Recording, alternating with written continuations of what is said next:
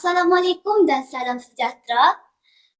Bunga melor di tepi laman, harum wangi penyeri hari. Selamat datang para budiman ke forum ilmu yang kita sertai. Yang dihormati para guru dan rakan-rakan sekalian. Kali ini saya bawakan anda ke forum yang bertajuk Bahaya Buli di Sekolah. Saya tetapi saya hangat masa kini. Saya Amara Marisa selaku moderator akan mengendalikan forum kita pada hari ini. Bersama-sama saya ialah ketiga-tiga ahli panel yang akan membincangkan topik ini dengan lebih lanjut. Izinkan saya memperkenalkan ahli-ahli panel kita. Di sebelah saya, Saudari Emily. Apa khabar saudari? Terima kasih saudara moderator. Saya berasa sehat pada hari ini. Ahli panel kedua kita pula, Saudara Hana. Apa khabar saudari? Alhamdulillah, saya sihat pada hari ini. Ahli panel ketiga kita pula tidak lain dan tidak bukan Saudari Amrina. Apa khabar saudari? Alhamdulillah, saya berasa sangat sihat hari ini. Bagaimana pula dengan keadaan saudari? Alhamdulillah, saya juga sihat pada hari ini. Baiklah, untuk memulakan forum, saya ingin menjemput Saudari Emily untuk menjelaskan maksud dan jenis-jenis buli yang sering berlaku di sekolah. Terima kasih saudari moderator. Para penonton sekalian, buli ialah perbuatan yang menyakiti, mengganggu atau menindas seseorang secara sengaja sama ada secara fizikal, lisan maupun emosi.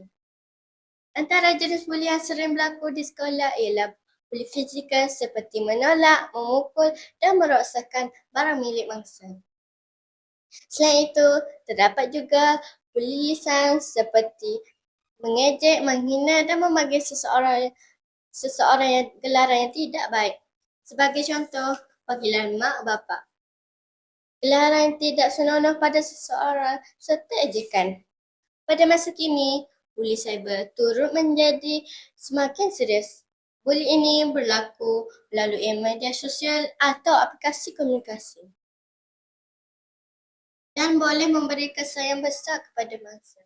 Itulah serba sedikit penerangan maksud-maksud dan jenis-jenis buli. Terima kasih. Terima kasih Saudari Emily atas informasi yang sangat jelas. Anak ikan berenang riang, berenang laju di dalam kali. Sesuatu masalah pasti bersebab. Marilah kita mengetahui puncanya pula. Seterusnya saya menjemput Saudari Hana untuk menguraikan punca-punca berlakunya gejala buli. Terima kasih saudari moderator. Pergi ke taman melihat kenari, terbarandah di waktu pagi. Untuk memahami isu ini, marilah kita sama-sama teliti puncanya lagi. Lalu kita lihat masa kini makin menjadi-jadi pula kes buli di sekolah. Antara punca berlaku buli ialah kurangnya didikan moral dan nilai murni dalam diri seseorang pelajar. Mereka mungkin tidak memahami kesan buruk tersebut terhadap orang lain. Selain itu, pengaruh rakan sebaya turut menjadi faktor utama. Ada pelajar yang ingin membuli kerana ingin diterima oleh rakan sepasukan mereka. Di samping itu, sesetengah pelajar ingin menunjukkan kekuatan atau mendapat keperhatian daripada orang lain. Sikap ini akhirnya mendorong mereka melakukan perbuatan buli. Jelaslah bahawa sebagai faktor boleh menyebabkan gejala buli berlaku dalam kalangan pelajar. Terima kasih. Terima kasih Saudari Hana. Menarik sekali pandangan tersebut. Jelaslah bahawa buli berlaku atas pelbagai faktor yang tidak boleh dipandang ringan. Bunga kemboja mekar berseri, tumbuh subur di tepi titi. Setelah mengetahui puncanya tadi, marilah kita teliti kesannya pula. Untuk itu, saya ingin menjemput Saudari Amrina bagi menjelaskan punca-punca dan langkah-langkah mengatasi buli. Terima kasih saudari moderator. Air mengalir di cilah batu, jernih terlihat ikan di kali. Jika mahu sekolah bersatu, mari bersama membanteras buli. Para penonton yang dihormati, buli ialah bara yang merosakkan mangsa hingga hidup dalam ketakutan, hilang keyakinan diri dan merosot prestasi akademik akibat dari hilang kemampuan belajar. Bagi membendungnya, pihak sekolah perlu bertindak tegas. Guru memperketat pemantauan. Bapa menyemai kasih sayang dan mangsa pula harus berani melaporkan kezaliman tanpa getar. Wahai yang budiman, adakah menindas insan yang lemah itu adalah satu pencapaian?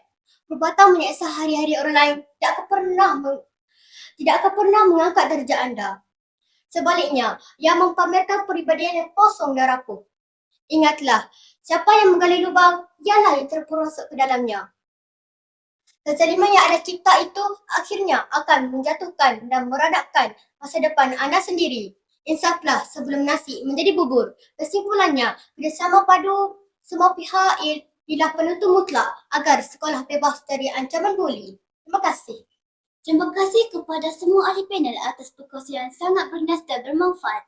Daripada perbincangan forum ini, dapatlah kita simpulkan bahawa buli merupakan masalah yang serius dan perlu ditangani dengan segera. Kerjasama antara pelajar, guru dan ibu bapa serta masyarakat amat penting dalam membawa stres gejala ini.